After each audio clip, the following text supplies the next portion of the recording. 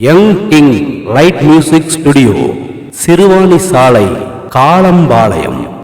100 குடம் தண்ணீர்.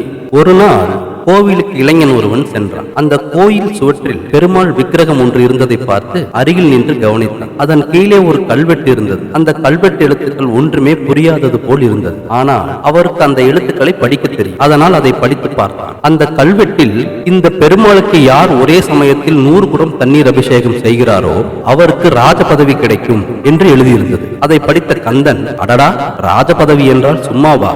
ஒரு மந்திரி பதவிக்கு லட்சலட்சமாக செலவழித்து அலையலையாய் அலைகின்றனர். அப்படி இருக்கும் பொழுது வெறும் 100 குடம் தண்ணீர் அபிஷேகம் செய்தால் ராஜ பதவி கிடைக்கிறதே என்று நினைத்து வியந்து நின்றான். உடனே ஓடி சென்று ஒரு குடத்தை எடுத்து வந்தான். பக்கத்தில் இருந்த குளத்தில் தண்ணீரை கொண்டு வந்து அபிஷேகம் செய்ய ஆரம்பித்தான். மனதிற்குள் 1, 2 என எண்ணிக்கொண்டே அபிஷேகம் செய்தான். இப்பொழுது 70, 80, 90 குடம் ஆயிற்று. உடனே இளைஞன் புலம்ப ஆரம்பித்தான். என்னடா இது, 90 குடம் தண்ணீர் ஊற்றி ஆயிற்று.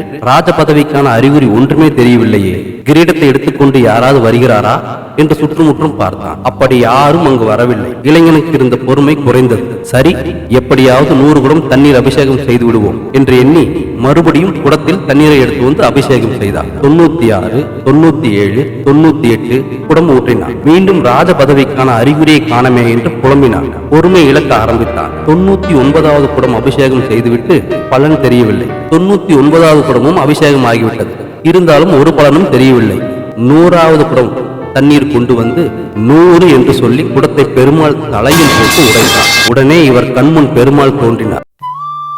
பக்தா, நீ 100 குடம் தண்ணீர் அபிஷேகம் செய்தது கண்டு யாம் மனமகிழ்ச்சி அடைந்தோம்.